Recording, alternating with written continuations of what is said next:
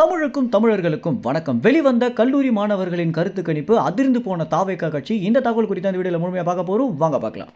பொதுவாகவே எல்லா தேர்தலுக்கு முன்பாகவும் கல்லூரி மாணவர்கள் பார்த்தீங்கன்னா ஒரு கருத்து கணிப்பு தகவலை எடுக்க ஆரம்பிப்பாங்க. அவங்க கல்லூரியை சுற்றி இருக்கக்கூடிய பகுதிகளில் அந்த பகுதியில் இருக்கக்கூடிய மக்கள் எந்த அரசியல் தலைவருக்கு தங்களுடைய ஆதரவு கொடுக்குறாங்க அப்படின்றதுலையும், தமிழ்நாடு பொறுத்த வரைக்கும் எந்த அரசியல் தலைவருக்கு இந்த தேர்தலில் அதிகமான வாய்ப்புகள் இருக்கு அப்படின்றத இந்த கருத்து கணிப்பு தகவலுடைய நோக்கமாக இருந்துட்டு இருக்கு.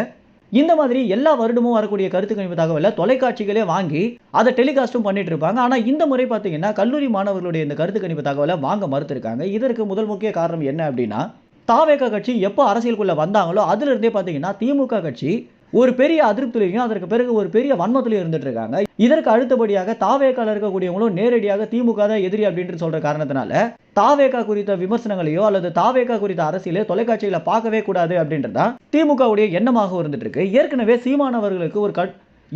சீமானுக்கும் திமுகவுக்கும் ஒரு பெரிய நெருக்கடி போயிட்டு இருக்கும்போது அடுத்தபடியாக விஜயம் வந்த ஒரு காரணத்தினால திமுக கட்சி பார்த்தீங்கன்னா என்ன செய்வது என்று தெரியாம இருக்காங்க அப்படின்னே சொல்லலாம். ஏன்னா வளர்ச்சி பாதையில தான் நாங்கள் போயிட்டு இருக்கோம் அப்படின்னு சொல்லியிருந்தாலுமே இறுதியாக வந்த டிட்வா புயலில் கூட பார்த்தீங்கன்னா சென்னை தத்தளித்ததை நம்மளால பார்க்க முடிஞ்சது.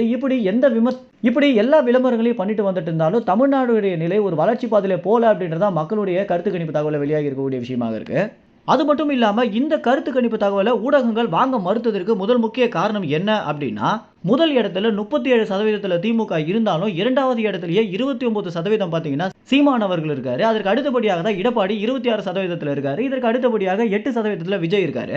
எப்படிடா சீமான் இரண்டாவது இடத்திற்கு வந்தாரு அப்படின்றது ஒரு பெரிய குழப்பமாக ஊடகங்களுக்கு இருக்கும் அப்படின்னு சொல்லலாம். ஏன்னா விஜய் அவர்களுக்கு பெரிய ஆளுமை இருக்கும்போது, பெரிய ரசிகர்கள் கூட்டம் இருக்கும்போது எப்படி அவர் 4வது இடத்துக்கு போனாரு அப்படின்றது ஒரு பெரிய குழப்பமாக தான் இருந்துட்டு இருக்கு.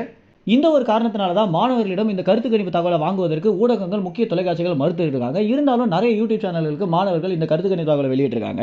இந்த மாதிரி கருத்து கணிப்பு தகவல்கள் உங்களுக்கு வேண்டும் அப்படின்னா இந்த வீடியோக்கு கீழே கமெண்ட்ஸ்ல கருத்து கணிப்பு வேண்டும் அப்படின்னு சொன்னீங்க அப்படின்னா எங்களுடைய டீம் எடுக்கிறதுக்கு தயாராக இருக்கும். மேலும் இந்த தகவல் குறித்து என்ன நினைக்கிறீங்க அப்படின்ற உங்களுடைய கருத்துக்களை கமெண்ட்ஸ்ல தெரிவிங்க. நன்றி, வணக்கம்.